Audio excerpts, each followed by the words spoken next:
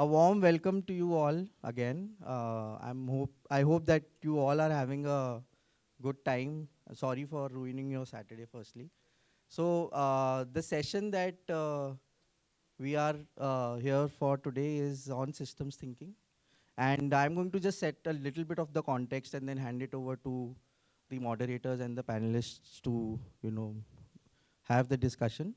So why systems thinking and why we are thinking it of, from a rural livelihood perspective is because as donors, we are exposed to different approaches, different kind of work that is going on in the livelihood space across the country. We work with over 45 partners presently. And the more we get into the weeds of it, the more we are realizing that systems thinking or systems approach is not just a jargon that we are so used to in the development sector. It's much more than that.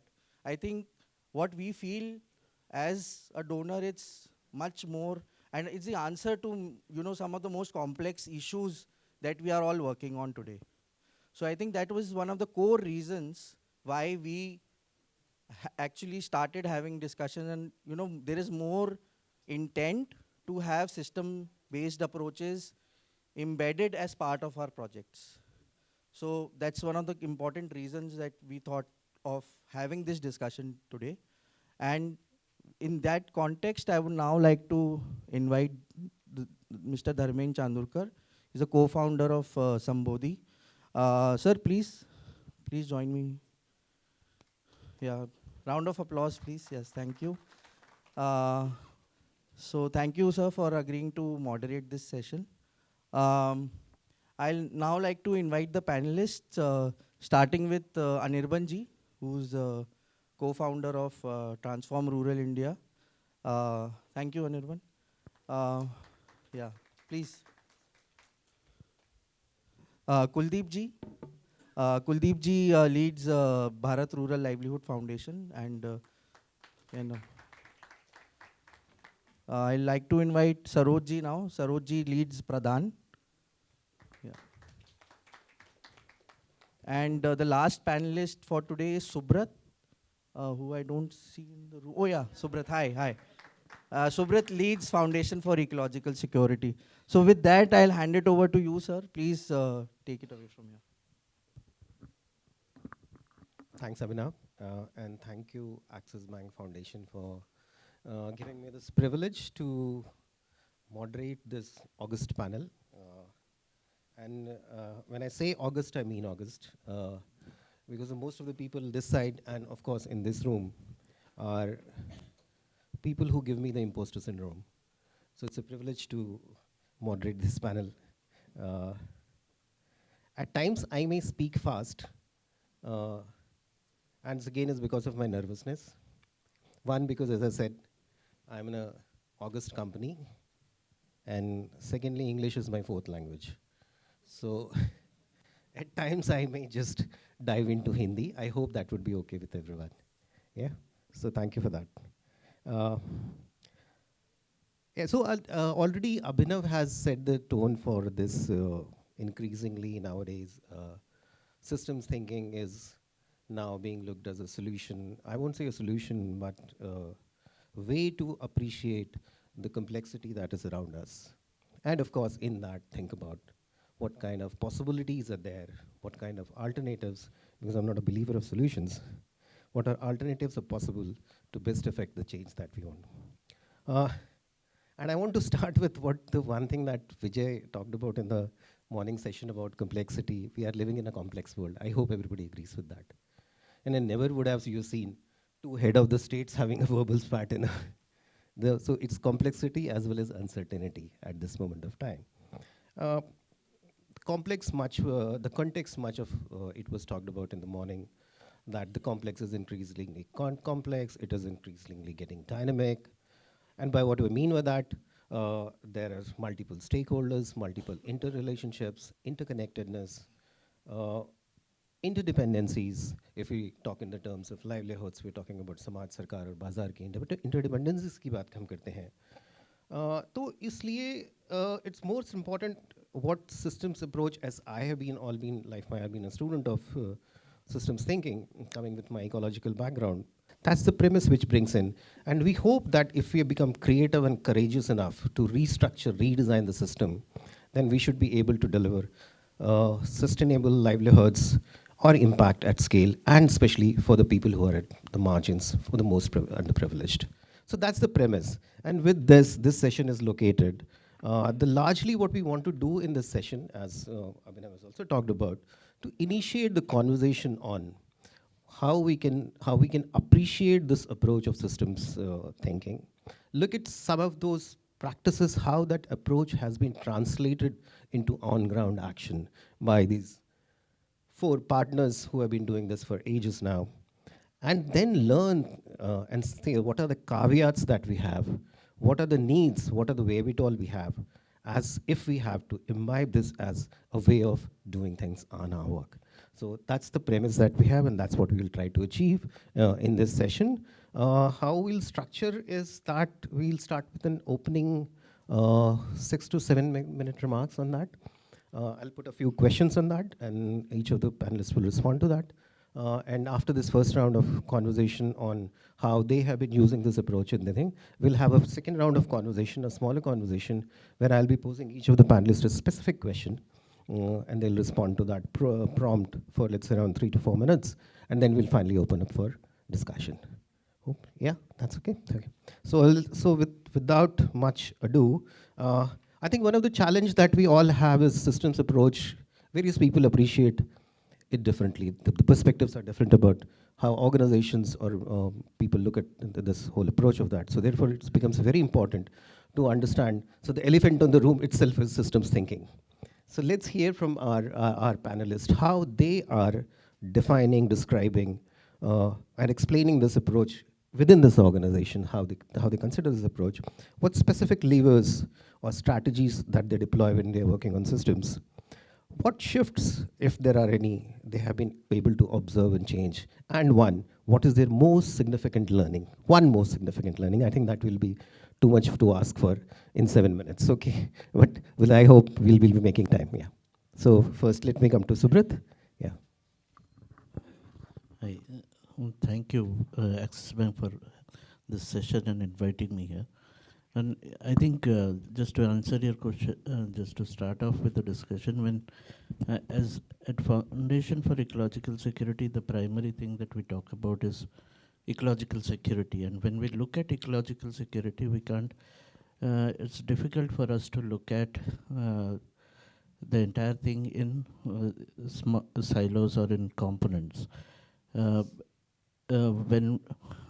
just understanding ecological security over a period of time, it has led to a larger understanding of the interconnectedness and the system's approach to any of the aspects that we pick up, be it livelihood, be it water, or be it the common lands and common water resources that we talk about.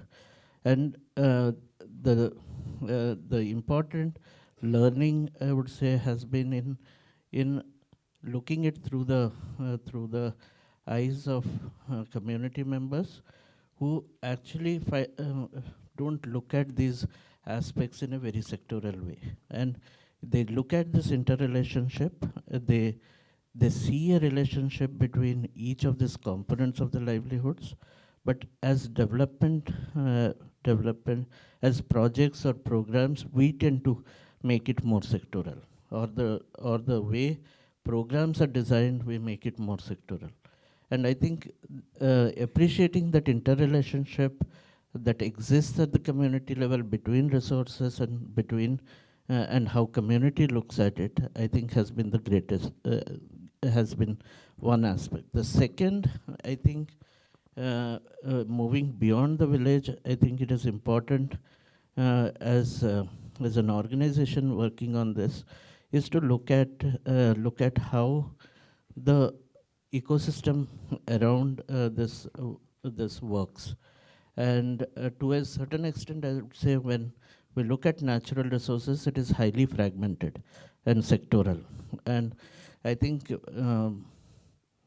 to a certain extent, working towards bringing things together or bringing people to a platform to address this, I think, is a work that one needs to do. The third aspect, I think, the way programs and programmatic action is designed, it is more towards a beneficiary approach.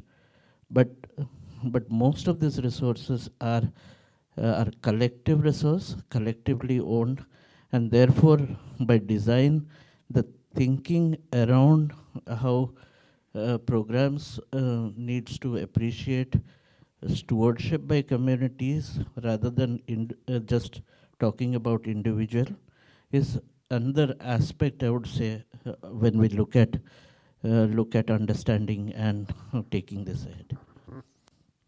Saroj.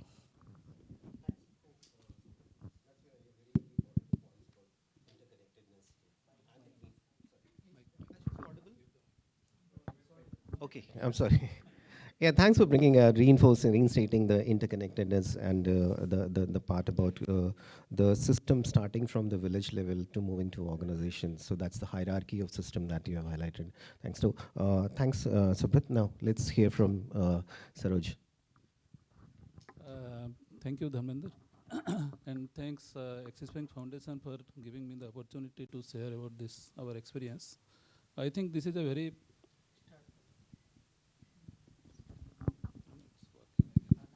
I think this is a very powerful theme, and mostly the need of the hour actually, like how to leverage this systems thinking lens towards, livelihood promotion or sustainable livelihood promotion.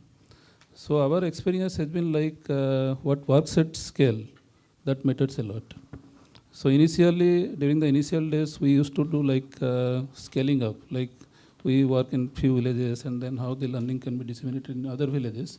And it was very much Pradhan centric and community centric. But at the same time, we thought like bringing the stakeholders in a single platform and what works at scales that matter a lot. So this is number one. And second is while designing this systems thinking, we obviously, it's an interconnectedness between the various systems and subsystems in the entire, gamut of change actually. So we understand like micro level changes are very important, but at the same time, looking at the complexities of this scale and problem, one need to see the macro level perspective also. And for that, I think what we are exactly doing, like what is the problem that we are addressing, that part we need to understand first in any aspect. So livelihood. So what is exactly the problem that we are addressing? Who are the actors in this or stakeholders in this entire ecosystem? Then what are the systems or the subsystems where we can intervene? And then for that, like what is the, like the desired shift in the system that we are visualizing? Like for that, what is the system of today? And what would be the system of future? And what is that gaps actually? And for doing that gaps, what could be the intervention strategies? And what could be the role played by each of these stakeholders? And for that, I think there are three levels of outcomes that we are visualizing, like the people level outcome, the system level outcome, and the internally that organizational level outcome. So in any initiative, so if we can clear about these three levels of outcomes, then I think that system level thinking is integrated in our entire perspective. So that has been our experience. And for example, the Mega Watershed initiative in Chhattisgarh, where the Axis Bank Foundation and BRLF, they are the major partners actually. And at the same time, so it was conceptualized around a very big idea actually. Like we discussed with the many stakeholders, including the government officials. So we means the entire ecosystem actors actually. It's not Pradhan. So it's about the government officials, the community, the panchayat representatives, and then the CSOs working in the entire ecosystem, then funding agencies, and including ABF and BRLF. So we discussed then what is the mega idea. Like we discussed about a very large scale livelihood promotion. And for that, what are the contribution of each of the actors? So that part we defined in 2018. And if you see the results, like some of the factors, numbers I can say. So all those aspects like the land and water-based interventions, the involvement of women collectives, leveraging the flagship program like MGNRG's, NRLM and MGNRG convergence, like in state budget, like the budget is, MGNRG's budget is around 3,000 crores. So we targeted near about 30% of that investment to be, the targeted investment to the most needy family, like for creation of individual assets. So some of the figures like 1.6 lakh households were impacted. Their impacted means their income has gone up more than 1.2 lakh rupees. 6,000 plus panchayat representatives were trained. More than 1 lakh structures were created. And then the most important part is like confidence of the community-based organizations, including the SSGs or the village organizations or the cluster level federations, plus the civil society organizations. So that increased a lot actually. Like initially, I think Kuldip will also share about the details. So I think like initially there were very small NGOs having 3-4 persons, but now they're having a pool of very good resource persons. That's a unique, I think, achievements of this initiative. And the most important part is like 1,200 crores of rupees were leveraged for these small and marginal households. So I think if we can, learning has been like, the idea should be very large, and it should be very much the need of the community, need of the, I think the stakeholders, the priorities of the stakeholders, and priorities of the civil society organizations, and priorities of the funding agencies. If there is a, alignment in all these four, so that is a win-win situation. And for doing that, I think like multi-stakeholder orchestration is very much critical. One single stakeholders, whoever may be, cannot change the entire scenario, whether that is government or CSOs or donors or the community. So I think the entire initiative has to be community-centric. And for achieving the scale, I think the decentralized community actions is very critical. We need to build people in the community institutions, but at the same time, if we can orchestrate this multi-stakeholder partnership at the grassroots level and at the system level, then that is going to work. And despite of the change of the government 2 times, the program is continuing actually, and the community is taking the ownership. So I think, so the scale is inbuilt. Yeah, scale is inbuilt in the system. So this is number one. And second part is how we can build the entire learning in the ecosystem, like the evidence-based monitoring, evaluation, learning system, where the learning is the major focus. Like if in any village, like there are 50 households who are doing very good work, and rest of the 100 households were not at par with those 50 households, can we create a learning mechanism so that the learning can be disseminated and through a systematic approach actually, systemic approach. So I think these are some of the learning that is that has been our experience.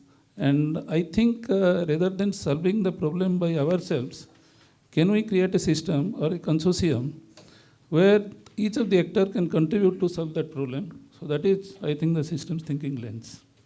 Yeah, thank you so much. Great way of articulating, Saroj. And most importantly, there are a lot of things, ideas got resonated with Subrata also about interconnectedness, working at community, the need for platforms and multi-stakeholder processes. But I think the way PRADAN is looking at specifically defining outcomes at the 3 levels, people's level, organization level, systems, that's looks as a key strategy, is a key way of looking at how we can affect the system and all. So thanks for sharing that. Okay, now I'll come to Kuldip. Yeah, BRLF's experience on system stage. Yeah. Thank you very much. Thank you, Axis Bank Foundation, for giving this opportunity.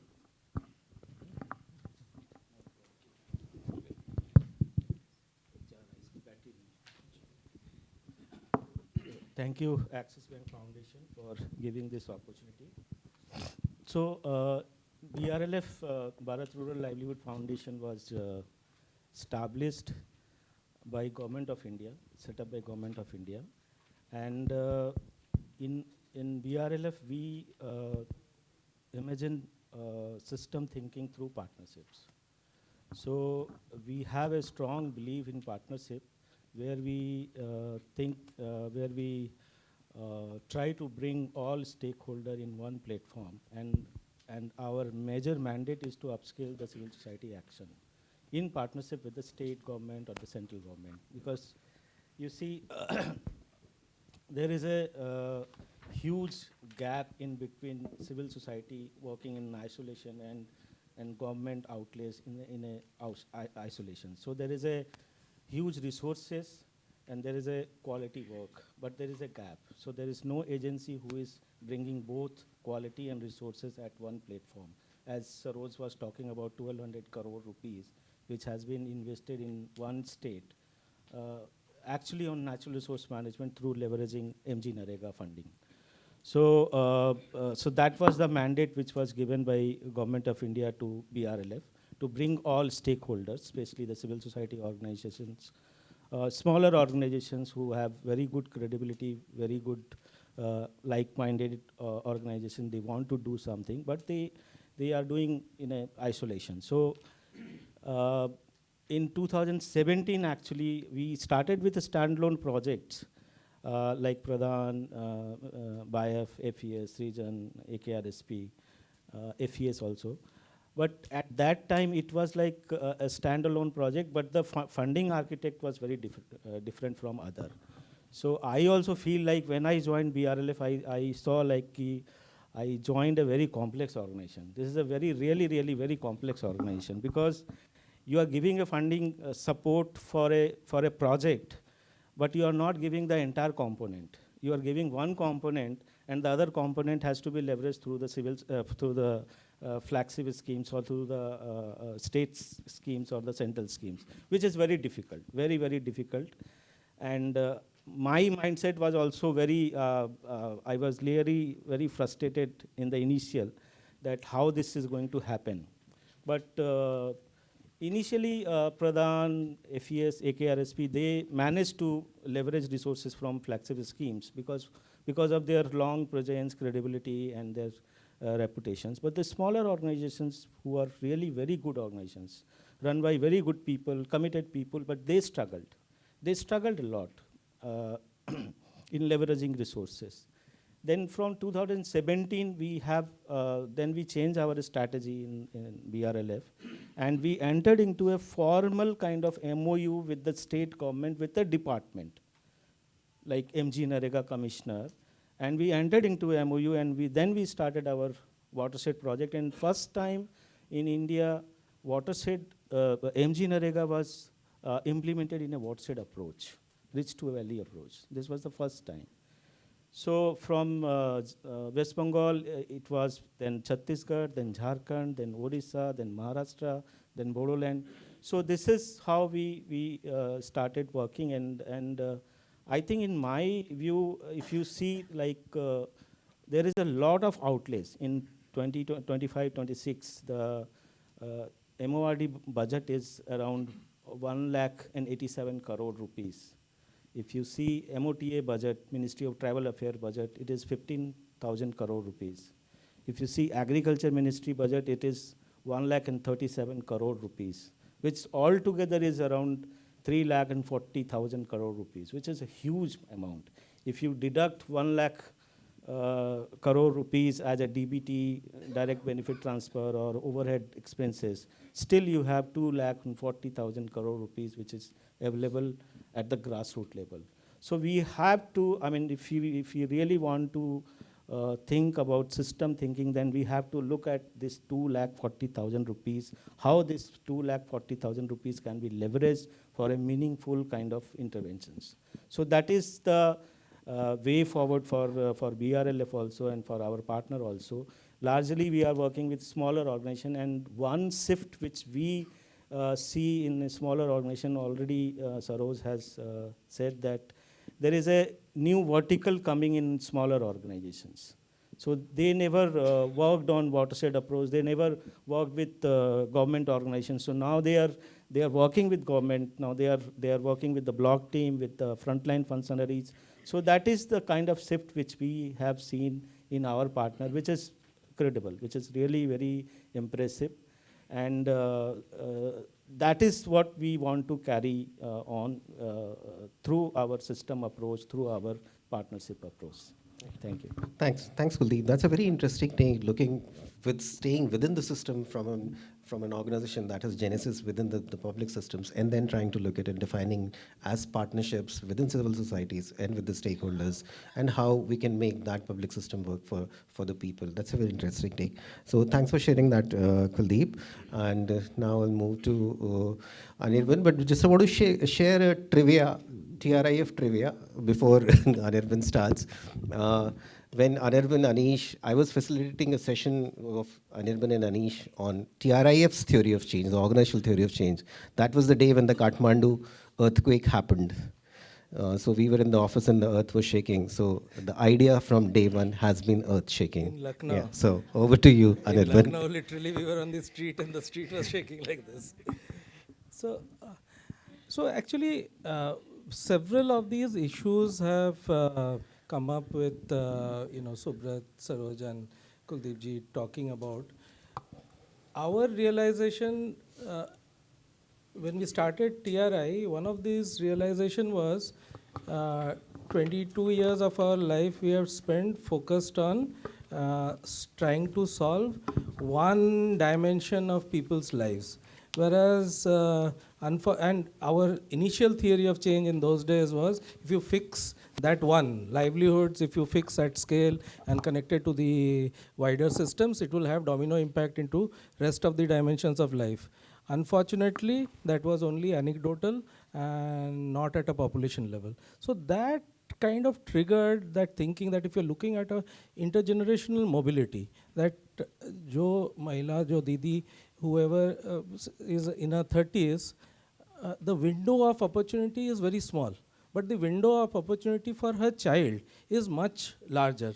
So if we start, I think yesterday also that whole conversation was happening, Harish was talking from the dais yesterday, that we need to look at what's going to happen 20 years down the line, 30 years down the line. That's where the largest window of opportunity is. So therefore, in TRI, the first item we looked at, how do you look at a more holistic, multidimensional change approach with an intergenerational mobility angle. And then the moment you start looking at it, you start seeing several intersector spaces which are typically not focused on.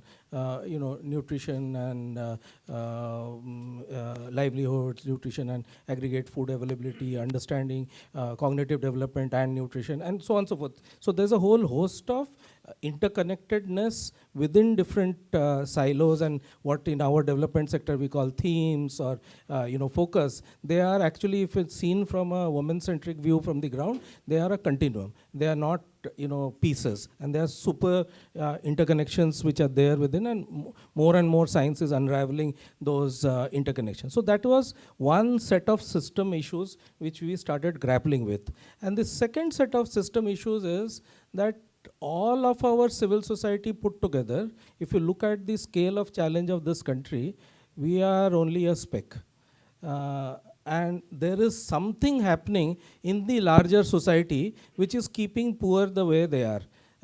70 years, 75 years of our independence as we have crossed that. Still, while we were doing this ideation on TRI, very interesting data sets. There was a study done by the British government on the 50 poorest districts in 1935, when the India Act was getting created. And interestingly, almost 80% of those districts seen in the current context remain in the bottom 100. So there is something structural about it. It is not that anecdotally, randomly, serendipitously, certain geographies have become poorer and certain type of communities have become poorer. There is a structural, societal matter which is involved. So the next piece, if you're looking at scale, then we have to have a very good understanding of how the overall system is working, and the system definitely means, obviously, in these poorer regions, public systems are very, very important. There is disproportionate, dependence of poor communities on public systems, but also market systems. Also, the community's own internal processes and the community structure, which is what is the caste dynamics there, what are the community structures within the locale. So the Samaj Sarkar Bazaar, in our mind, plays out in that manner, and understanding that very deeply in locations where we work is very important. So two layers of systems. One is what happens in the village and what type of engagement, and the second layer is what is there in the Samaj Sarkar Bazaar, which continues to keep the people where they are.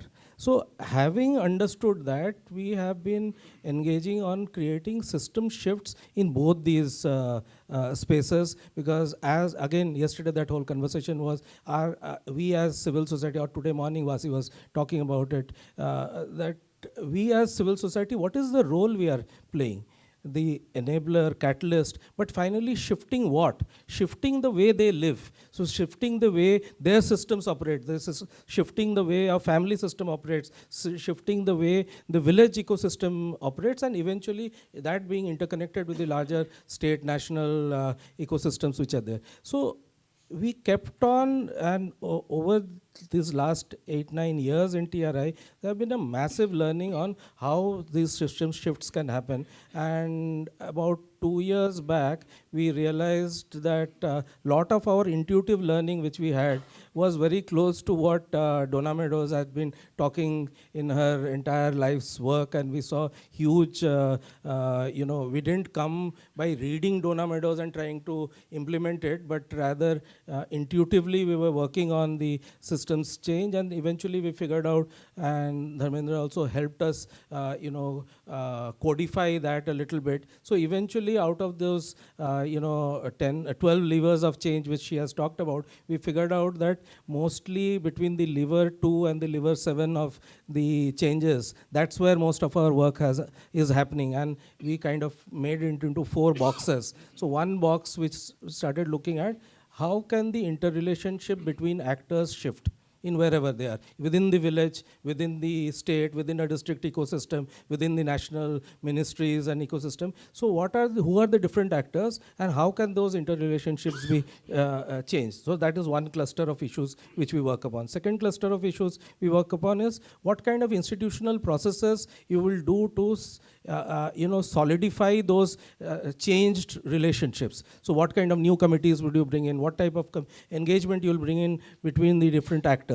So that's the second cluster of, and the examples of that could be a GPCC on the ground, a Gram Panchayat Coordination Committee, or a block level coordination committee, or a national level multi-ministerial body which looks at, for example, the Lakpati Mahila program, which we have been deeply involved in crafting. So there's a multi-ministerial engagement which is there, which converges resources for that program. So these are examples of institutional mechanisms which you can bring about. Third is the capacities which need to be there. As you bring in new ideas and new things within the system itself has to build on those capacities, and capacities are varied, right from human capacities to system capacities to data analytics and a whole host of stuff. And the last one, which is the most important, and wherever we have been able to move on that, the successes have been great, where you are shifting the normative discourse, where somebody at the top of the political system or the top of the bureaucratic system is talking about that idea, is pushing that idea. For example, the Lakpati, we were very happy to see during the election that there was a BJP advertisement which talked about the Lakpati Didi, and then there was also across few kilometers down the line a Congress advertisement which also talked about lakhs of Lakpatis, Lakpati Mahilas on the ground. So if you can create bipartisan agenda around a topic which is very important for people, so those are the largest and the most important thing, that where if there is a narrative shift happening in the entire ecosystem, then the downstream engagements become easier. So these are the 4 I'm done. I'm saying these are the 4 levers of change which we work upon, and we have seen that over the years, say simple things like decentralized planning to its actual conversion into investments at a Gram Panchayat level. So one has been able to shift it from 15 to 18% to about 70% or so. So those are shifts which we are already seeing, and we are very gung-ho on this path. Thanks.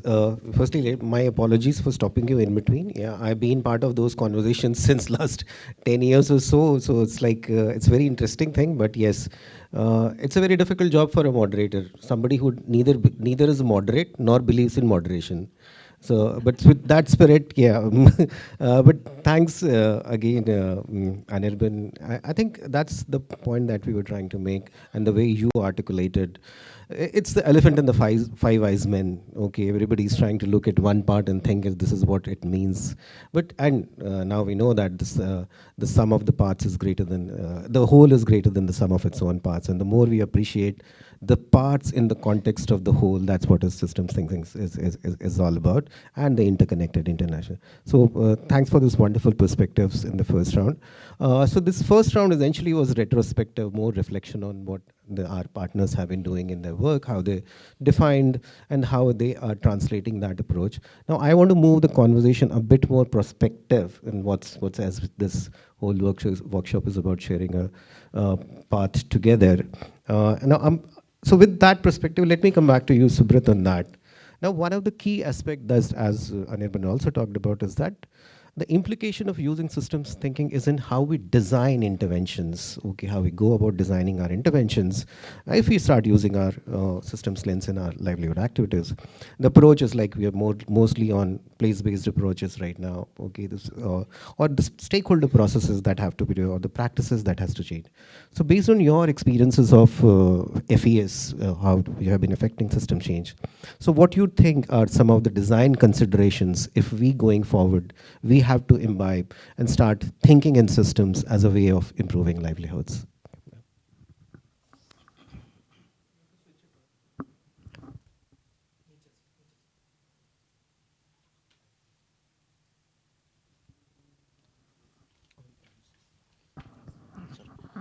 Yeah, I think one I would look at, so there are certain kind of deep mindset issues in this entire thing when we look at it. The entire focus today is what is impacting rural is a mindset that urban is good. Yeah, and as a mindset, by that mindset, what we are actually have done is to knowingly or unknowingly indignify what communities in the rural areas do, and I think that is where the just acting on a program or a project mode is not helping in terms of, because it is about the entire existence of rural exists because there is a urban demand or as a urban kind of thing. I think that is what is driving the way programs are getting designed and the way we are acting. And if we look at this entire loop, is what then is driving. What then is is what then is driving this change, and what we are saying is the production system at the community level is largely being one dictated by what is the demand at a higher level, and therefore when we're designing livelihood systems, are we designing this livelihood systems to cater to a larger population upstream, or are we designing systems which are sustainable at the local level, it is based on based on their ability of the resource to cater to such kind of demands, and that entire thing that we begin to look at is that the pull factor is actually creating more and more difficulties in the rural areas. And therefore, when we're designing it, I think it is important for us to understand the root cause of what is making these changes, and therefore the interventions that we begin to design is that we are more we understand what implications this could make at that larger level. So I think especially at FES, when we're looking at it, we're actually trying to look at as I started as a interlinkages between resource systems, but also trying to look at a landscape level where these interactions could be more effective and more or less kind of a kind a system where it can meet most of the requirements, but also to see that these issues do not negatively impact the larger systems. Is I think that is where I'll come from. Great points there, Subrata. I think I like 2 points that you specifically mentioned is about the space-time thinking. That the space, the temporality has to be different. We have to move beyond the project's duration.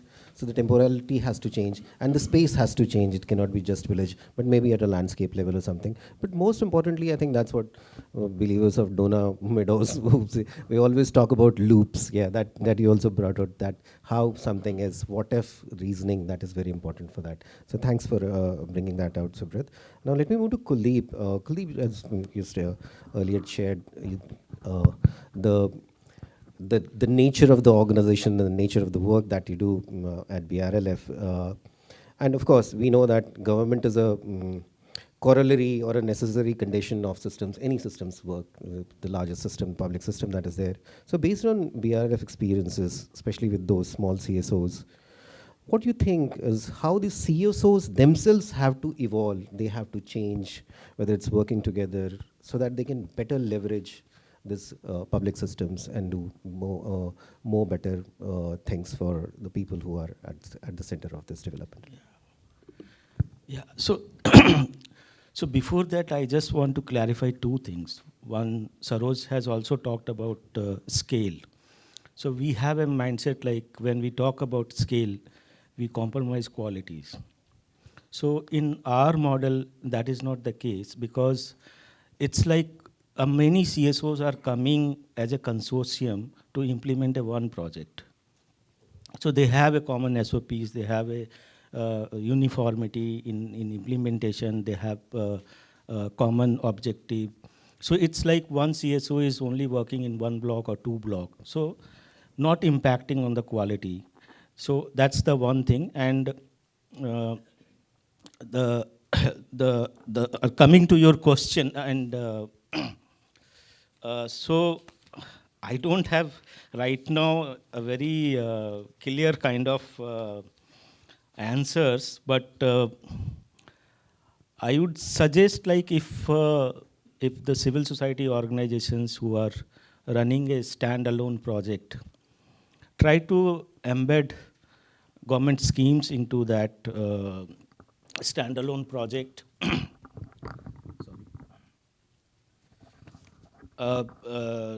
try to embed government schemes also, because if you are implementing a project, you have some objective, you have some outcome which are going to intended outcomes. So add unintended outcome through embedding government schemes, which is to add a leverage component in your project. and just go to a donor, say that we are doing this project, but there is a investment, and there is a, in the same geography, there is an investment which is made by the government. We want to converse, we want to bring together more the investment. So that is one thing which I think very important. Second is like building relationship with the district, block, frontline officials. Try to identify, we also did a lot of, we have came across very bad bureaucrats, really, it was very vague behavior, but at the same time we also met a very, very good bureaucrats who really want to do something. So we have to find out good bureaucrats, good frontline functionaries, and give them benefit of your presence. Like we are working in a block, we are working in certain geographies, we are covering around 50 or 100 villages. Offer technical support, like in these villages we can give you our extended support as a technical support. So that is the win-win situation for us also. We have found that initially it was a struggle. Initially it was a struggle for BRLF also to convince the partner, and I know Saroj is sitting just मेरे साथ में बैठे हैं, but I know that what kind of struggle I have to deal with PRADAN saying कि working with panchayat. So that kind of mindset was that, but now right now if I say that in FES, in BIF, in PRADAN, there is a very good understanding about this approach. So working with panchayat is again one requisite which has to be done, and building capacities, internal capacities is very important, like not only technical capacities but perspectives. How so if we are going in a village and we are talking about our own project, we can talk about other things also. So that is also a kind of perspective which can be built. And also building the capacities of the communities. Like we have a very good example in Jharkhand, in Chhattisgarh, and in West Bengal also, where we develop a very good communication system and systems where the community has developed a very good relationship with the fisheries department. That was their own, at their own, and now that has been working very, very good. So because in our system, if you see that there is an investment which is done by MG Narega, construction of a farm pond. So after construction, MG Narega responsibility is over. But if you don't link that farm pond into multiple livelihood layering is not done, the income is not going to enhance. So this is what we had done in our area, that diversifying that farm pond into multiple livelihood levers. So building capacities of the community is also again very, very important aspect. So these are the my thinking about if really civil society has to work, and also try to find out donor who are interested in institutional funding, who are really interested in 1x into 12x or 30x or 20x. So there are now CSR, there are donors who are talking about all these things. So I think these are my inputs. Thank you. Thanks. A lot of food for thought for all of us in this group here, and how we go about working together. But I think the one point about, other than the collaborative work that has been getting echoed again and again from the morning, I think the unintended outcomes is a typical part, because yes, system will not change in the only way in you want to affect them. It may behave very differently. And also the counter, where you try to change the system changes yourself. So thanks, Kuldip, for bringing that out. Now, let me come back to Saroj, the point already Kuldip has started. So both your experiences at Chhattisgarh and the co-impact work that you've been doing on systems change, capacity is a key gap. We all know that. So capacities, and so my question to you would be, what kind of critical gaps you find in the work if we go about those, and they could be about design, implementation, monitoring, evaluation, learning. So if we, so what would be those gaps, and what could be some of the ways forward on that? Yeah. Saroj. I think this is a very important question. So building on just what Kuldip and Subrat said, like our experience has been with working with CSOs. First, I will cover the CSO part because I think I will add 2-3 lines what Kuldip said. So I think if the smaller CSOs or the middle-sized CSOs or the large CSOs, huge potential is there. I think there is no doubt in the potential of individual CSOs. This is number one. Second is the ability to deal with the complex issues. I think the issues are very complex. But at the same time, how we are simplifying the solution and then how the solutions can work at scale. I think that ability is there, but that requires a very different mentoring and triggering process actually. So this is number one. And second is, I think over a period of time, what we have seen is there has been changes in the, organizational internal perspective. And then like most of the times they were around the projects, and project becomes the end actually. And once the project is closed, then they used to withdraw because of the funding constraint. So that's the hard reality.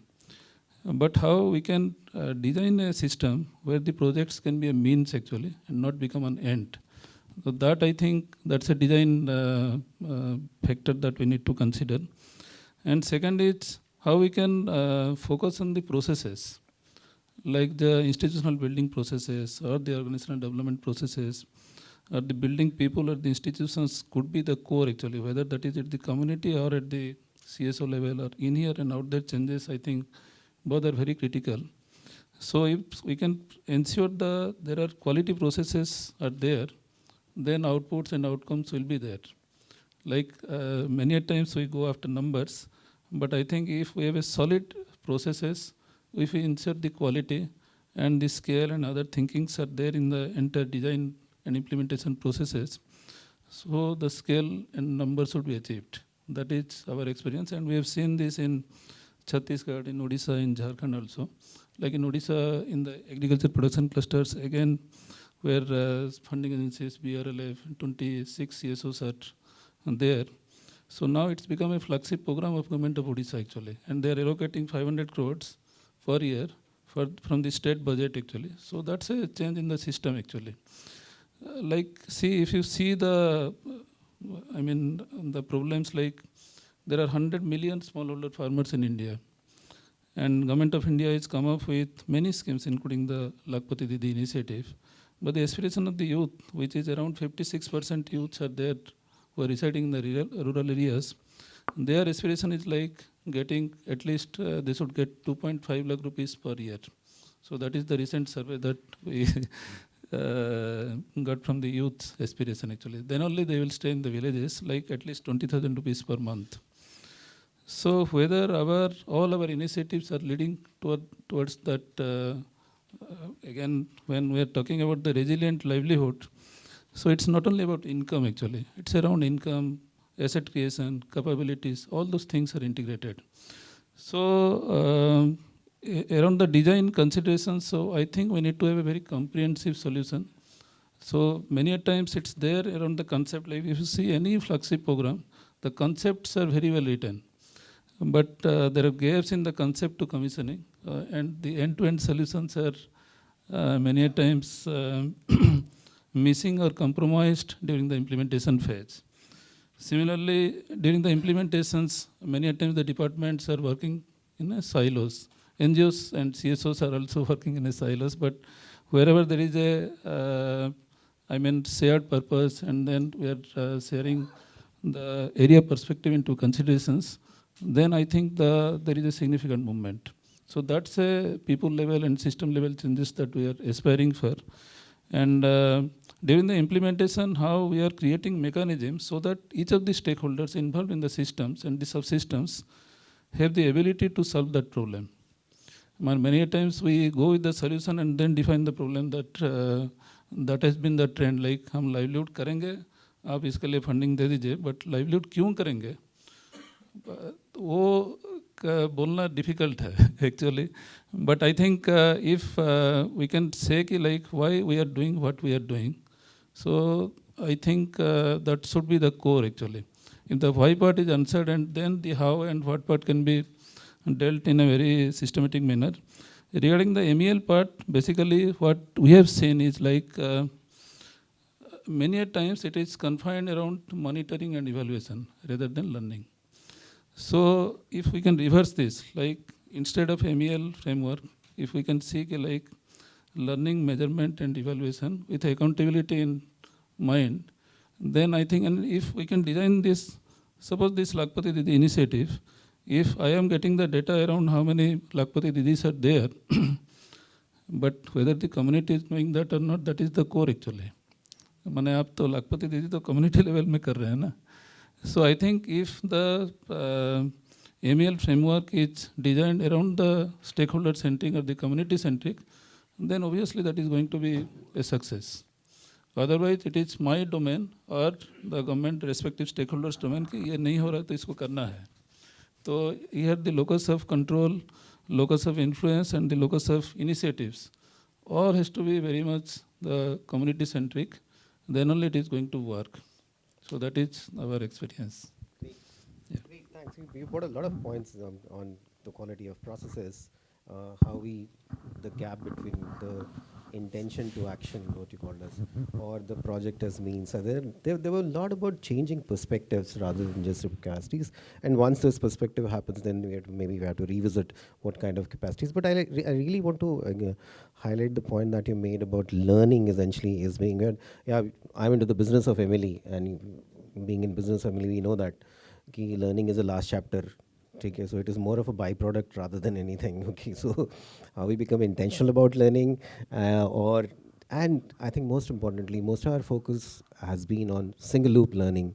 All the time we are answering questions, what works in what context and for whom, but how we move from single loop learning to double loop learning, what Saroj has talked about, why livelihoods, why SHGs. I think that double loop learning is be very important when we move towards that. Yeah. So thanks for that, bringing out that, Saroj.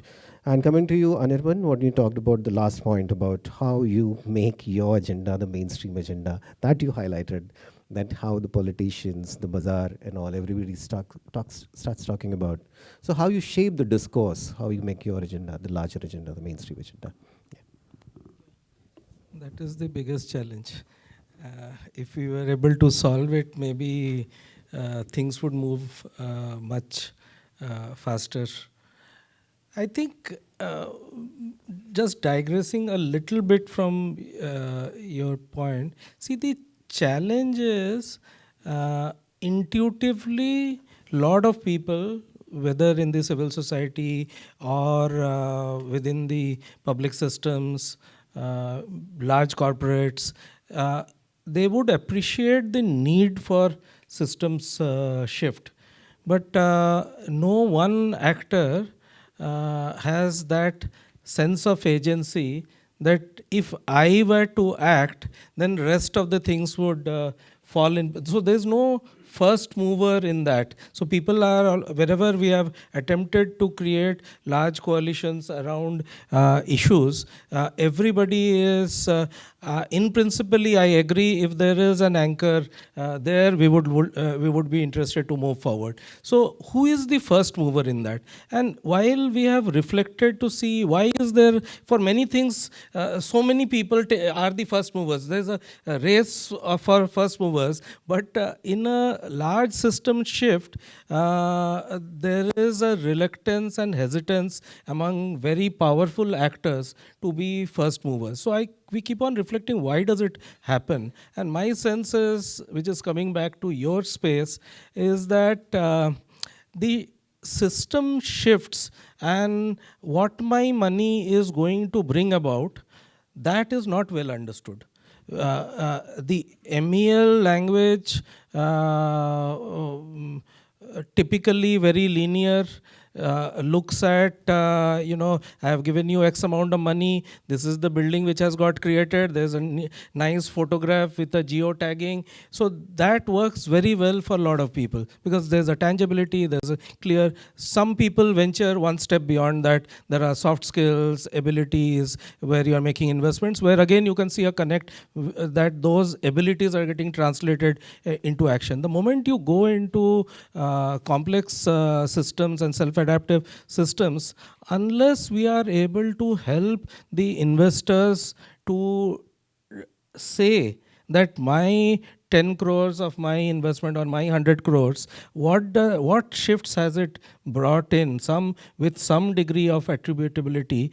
Till the time we are not able to do that properly, I don't, I see it a constant struggle. In TRI also, we talk about system shifts, but actually in my donor world, very few people understand. And very few people are willing to support. They are willing to support the work which is happening exactly in the villages and in the panchayats and with the SHGs, but they are not interested to support the upstream engagement. So that is one big challenge I see. And as you build narratives, your question which you have, how do you build narratives? You have to get all the influential people to start saying.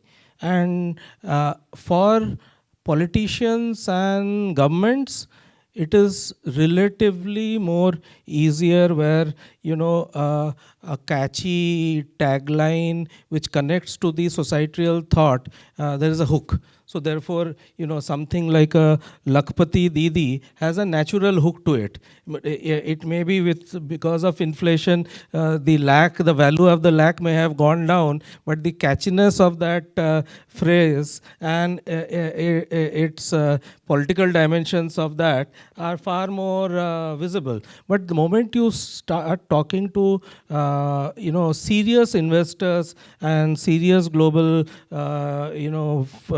funding which comes into these spaces, we have to be far more agile and far more academic about it rather than so that is my next big question, that if everybody in the room agrees on system shifts are required, but where are the dollars which are supporting? And for those dollars, we need to have a very coherent,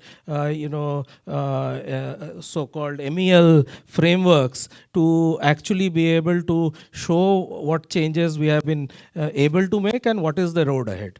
So that's where is my struggle, and next 5 years, if we are able to deal with that I think will be a big, breakthrough for the entire space, and there will be a lot of other people also putting in money into those spaces.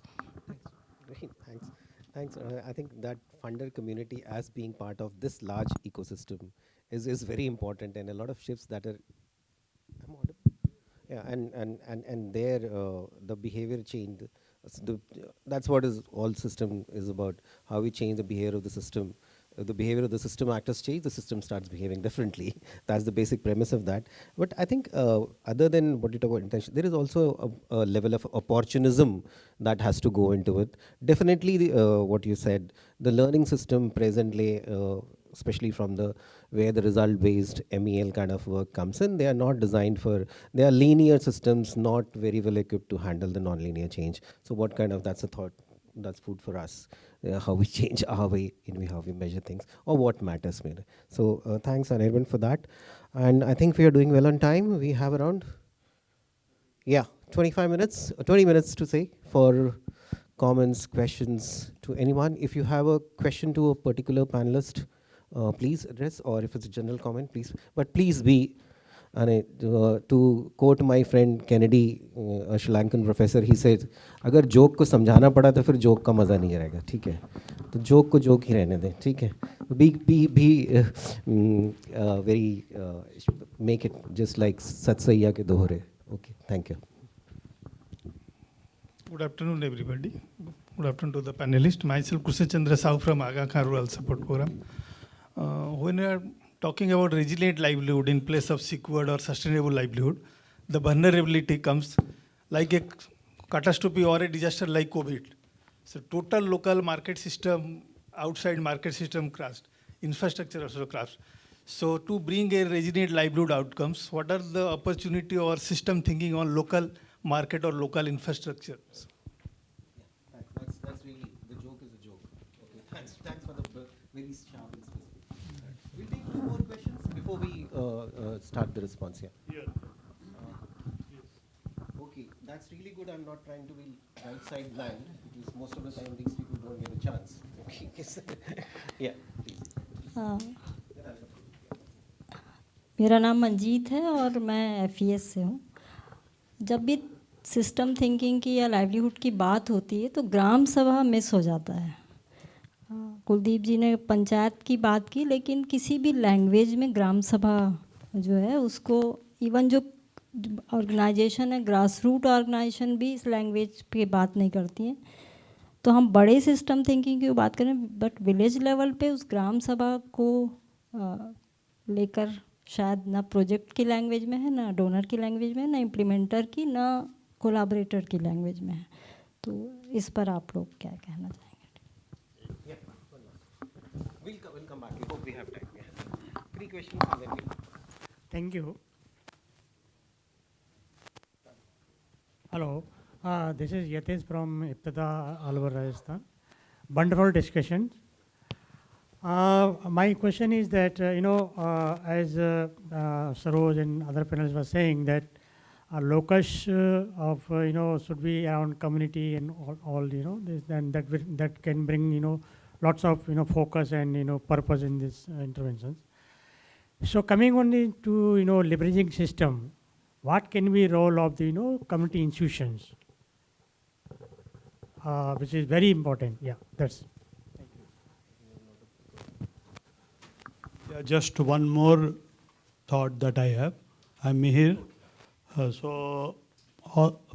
See, it was very good discussion. Everything came up. Basically, that is the system that we are into, and we are trying to leverage it how best we can do it.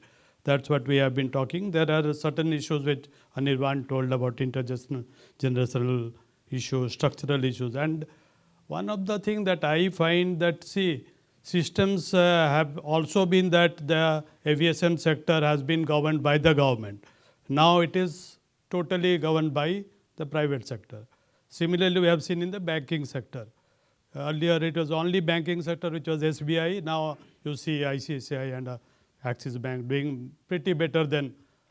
We in this sector still feel that the government is the largest stakeholder. Oh, yes, but then government always say that we are not kind of a best at implementation.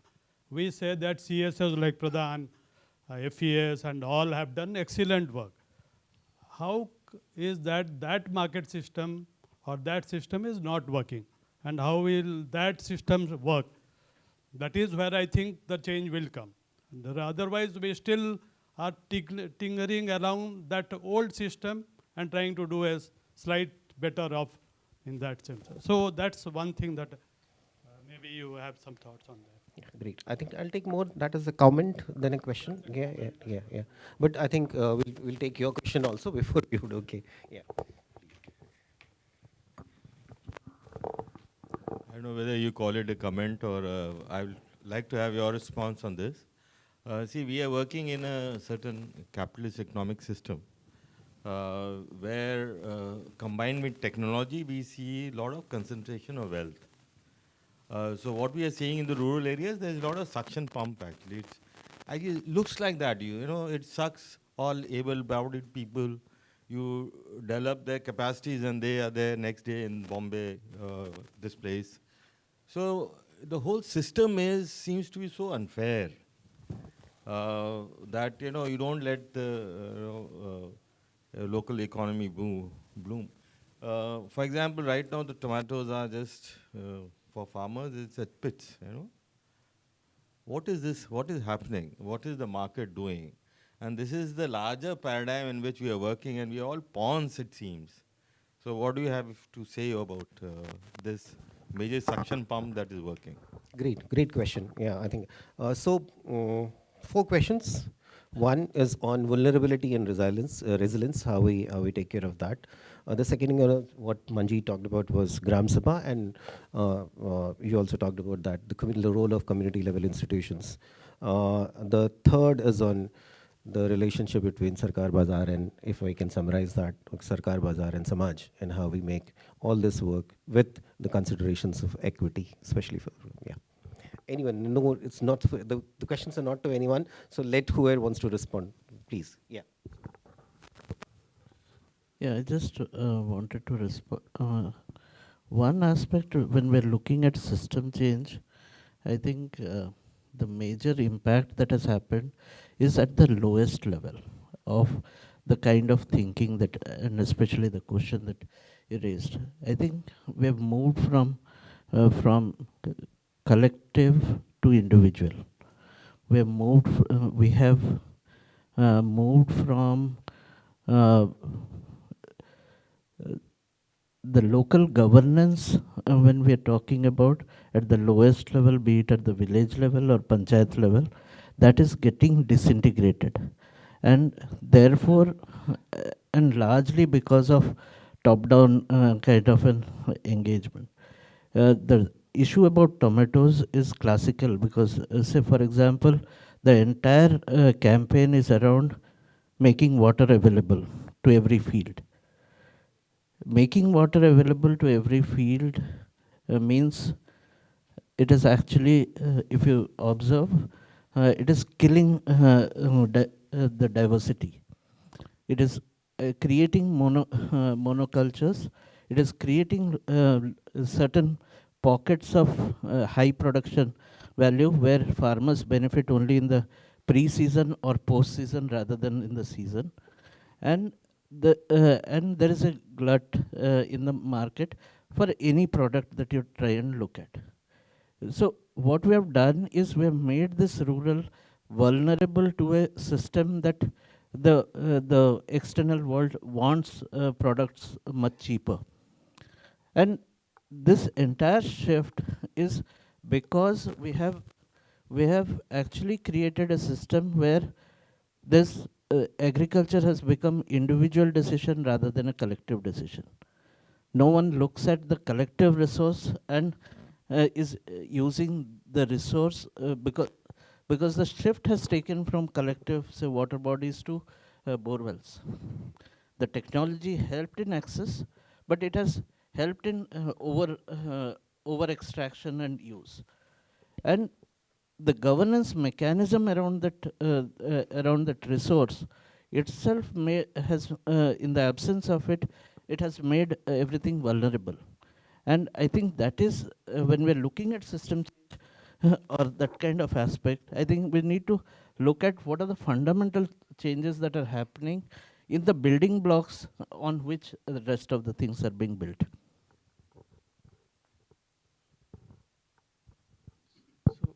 So Manjeet के सवाल पे बात करना चाह रहा था मैं.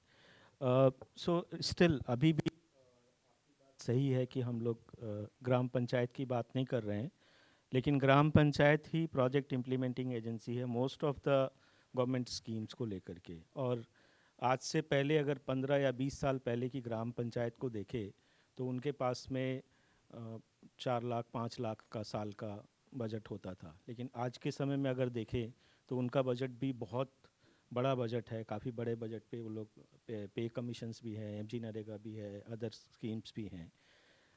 हम एक प्रपोज़ल अगर किसी को देते हैं, किसी डोनर एजेंसीज़ को 1 करोड़ का, तो हम टीम लीडर भी मांगते हैं, स्पेशलिस्ट भी मांगते हैं, अकाउंटेंट भी मांगते हैं, सब कुछ मांगते हैं. लेकिन क्या ग्राम पंचायत के पास में इस तरह का कैपेसिटीज़ है, इस तरह का ह्यूमन रिसोर्सेज है? नहीं है.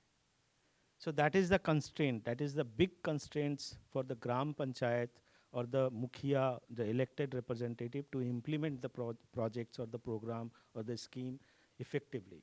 So that is the role where we should chip in. हम लोगों को वहाँ जो हम लोगों ने देखा है, जो what we have seen in our projects, कि किस तरह से transform हुआ है. And it is not like becoming a government. Sometimes ये होता है कि हम सिविल सोसाइटी को गवर्नमेंट बनने के लिए बोल रहे हैं. So that is not the case. Look at Chhattisgarh, it is only 35 crore of investment which is made by axis bank foundation and BRLF jointly, and that has yielded 1200 crore of NRM work. So we are not becoming a government because BRLF का setup इस तरह से unique किया हुआ है, structured, managed and operational, that we are not controlled by government. So our chairperson is never, कभी भी government के नहीं हो सकते. So that way I am saying कि ग्राम पंचायतों का role बहुत important है, and we have to work along with the gram panchayat. So now coming to the second question, जो आप बोल रहे हैं टमाटर का. So we have surplus in Orissa as a strength. We have a surplus in Orissa like a strength. So now the vendor is coming at the farm gate. We have tapped around 8 inter-state market. So वहाँ पर सारे vendor वो खुद farm gate पे आ रहे हैं, and then farmers are negotiate कर रहे हैं उनके साथ में that this is the rate. So that can, because Subrat is also saying about कि we are now completely coming as an individual because we have a khatka. We need a khatka, पानी दबाया और bore से पानी आ गया. So we technology has made us like control power, पानी का control मेरे पास में है. So that is the problem, like when we are not collective resources पे अगर हम लोग नहीं जाएंगे, then it's going to be really the same fate which the टमाटर वाला अभी बात हम लोग कर रहे हैं वही होगा. Otherwise आप उड़ीसा के एग्रीकल्चर प्रोडक्शन क्लस्टर में देखेंगे तो मास लेवल पे सिंक्रोनाइज प्रोडक्शन हो रहा है, मास लेवल पे विनर क्रॉप का सिलेक्शन हो रहा है, and there is a vendor who is coming at the farm gate, and then the farmer has a strength to negotiate the rates. So yeah. So community is, see, going forward ना Covid के समय में वो बहुत clarity हो गया जब भाई कौन, if everything goes away, what remains in villages? अच्छा, what remains is वही women's groups, CBOs वहाँ पर जो created है, पंचायत जो है, and भाई nearest जो government का last pixel of the government system is the block office. So this CBO PRI LA compacts, local administration compacts जो है ना, that is the future. भाई from the public system end. Then what Mir is saying that alone is not sufficient. वो कितना आप पैसा वहाँ पर पंप कर दीजिएगा, and with that are you looking at a complete intergenerational mobility just with public money? Even if it is like rural facing investments now are approximately, if you put all the different segments, about 9 lakh crores ka on an average, 8 to 9 lakh crores ka rural facing investments जाता है. अच्छा, but if you divide it by the population, it's peanuts. तो भाई obviously public investments have to come in, and how do you create incentives for the investments of private sector to go into the poverty regions? आप simple CSR का ही investment देख लीजिए. वही yesterday they were sharing 500 districts में आप लोग का presence है ना, yeah, 300 districts you were saying. But typically if you look at CSR ka map, it is all in Maharashtra. 80% of that, 70% is in Maharashtra, and within Maharashtra again, not the Vidarbha side, mostly on this side. Achha, why does it happen? So therefore there is a lot of engagement which is required to get investments into those spaces. And that is where, Vinod, you were talking about जो भाई ये जो suction pump हो गया है ना for able bodied people, for even financiers, पैसा वहाँ से सक हो रहा है, फाइनेंशियल इंस्टीट्यूशंस यहाँ मुंबई में बैठे हुए हैं, यहाँ पर निकल के आ रहा है. सो if you have to, in a 20 years frame, if that has to reverse, that means we have to have, rural growth centers in those places. Achha, rural growth centers, obviously with public money alone, nothing is going to happen. So we have to create those kind of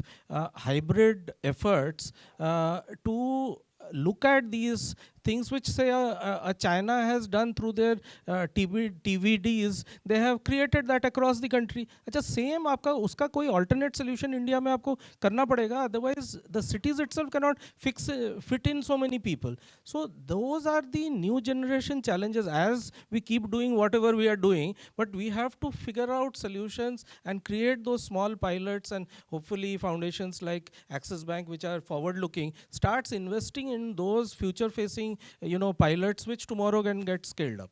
So that is where, as we are looking at the DNA for system shift, so these are the DNA. And yesterday I think I liked Harish is saying yesterday from the dais that भैया अभी हर समय हम project और donor के पास भी हम जा रहे हैं आज का प्रॉब्लम को लेके, पर ये आज का प्रॉब्लम कल को प्रॉब्लम नहीं होगा, because by the time everything would have been gone. So unless we start figuring out what's going to happen in 2035 and start creating pilots today for 2035, we are not even going to solve these challenges.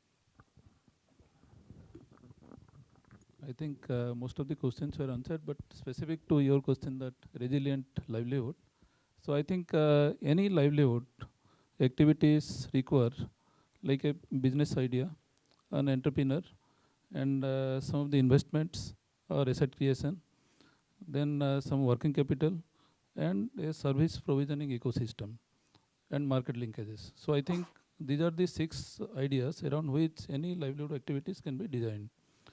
And regarding the resilient livelihood, like I think there are many drivers around, like what Kuldip was sharing, like agriculture production clusters is one of the example where small and marginal farmers and including the landless were taking the land on lease. So I think production cluster approach, having a service provisioning ecosystem like the agri entrepreneurs, markets, investments, then working capital. So any projects which is a mix of grant, investments, and working capital finances.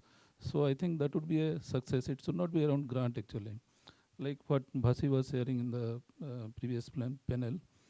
And if we can design a context-specific plan, not a copy-paste type of plan, context-specific plan, looking at the people's priorities and people needs, people resources, and what are the opportunities available in the local area, then I think that plan will definitely a success. And it should not be a very, I think, a single activity focus for the, say, for the ultra poor or the vulnerable households. So I think that those households require a very targeted investments actually. It is not like a हम बोल देंगे कि 8,000 रुपया होगा या 10,000 rupees investment होना चाहिए, बहुत एस्पिरेट बहुत पॉजिटिव स्पाइरल में चला जाएगा. It's not like that. So contest specific plan with a, I think all those people, resource and institutions, all those things has to be taken into considerations. And obviously for these households, multiple livelihood activities, say at least 3 livelihood activities for these small and marginal households or the vulnerable households could be a starting point. Yeah. I think we are, we're doing very well on time, so we still have 2 more minutes. If anybody has got a very pressing question or a very pressing comment, yeah, please. Yeah, we have. So I am Chetan from FES. Of lately, I'm seeing that when we are talking about system shift. Question. So we large NGOs having MOUs with the state government, having some kind of, and then in that process, we unintentionally undermine the work that is being done by smaller NGOs over a decade, over a century, over almost like 3-4 decades. And it becomes between 2-3 NGOs working on the system, and we devalue the system leadership and the ability of those NGOs to, ability to move the wheel, and we become the big fishes there. How can we address that thing? And we do it unintentionally. Is it that specific to who? I want to ask my boss.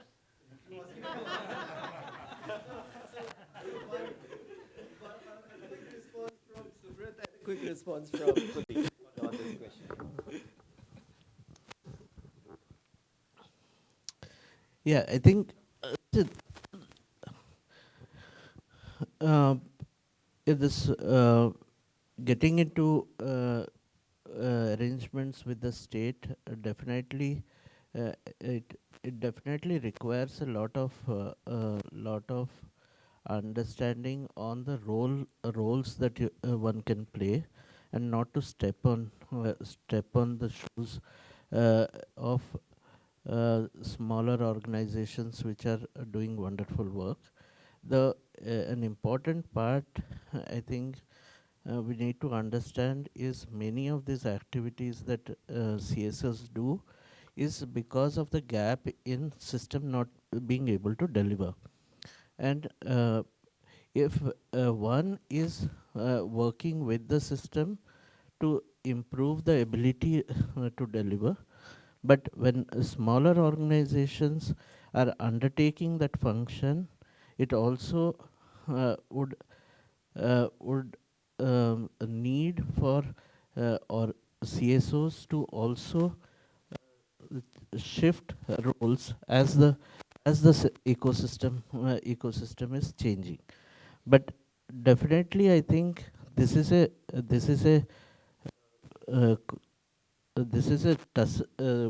situation where one needs to acknowledge the role of everyone and to look at how one can work or build a larger ecosystem where each one is complementing the other rather than overstepping.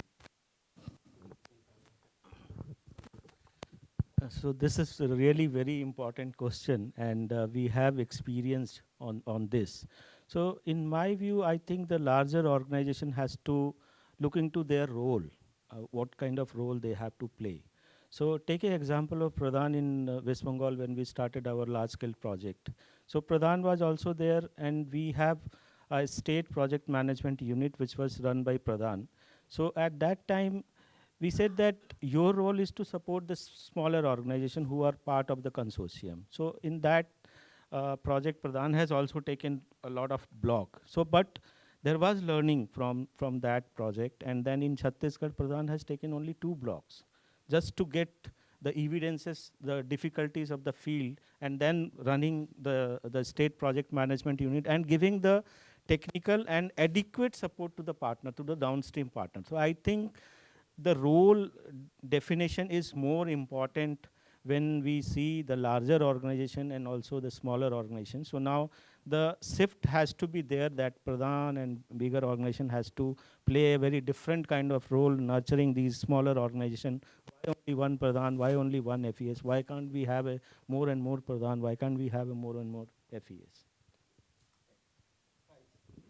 Very, very aptly put it. I think from the ecological, we have to move towards more biodiverse, which each species having its own value. Yeah, so that value needs to be appreciated. I know it's very difficult to conclude a conversation in 90 minutes, especially on systems, and we are almost at the end of our time. So I know you would be having a lot of questions. These guys are here for the day, and there is lunch. So please take your question to the lunch and do drill them. But yeah, before we conclude, just one last thing. Again, 30 seconds. What is, you think, the 2 baby steps if you have to move towards systems thinking? I think one is a recognition is that nothing is static and everyone around is evolving and changing. So recognition of that is important because there is no one clear strategy to system change. That is what I feel. Since I have only 30 seconds, so I will share only 3-4 words. So the mantra is winning coalition and working collaborative at grassroots. Okay. Thanks, Saroj. I would also say the same thing, working together. Together we are strong. So that is the first mantra if we really want to go for a system change. So I think respecting partnership is the core value which we have to carry on. I think first is a realization that you are a small actor on a large canvas. ये तो perspective shift है. And second shift which is required is how much comfortable are you in letting go?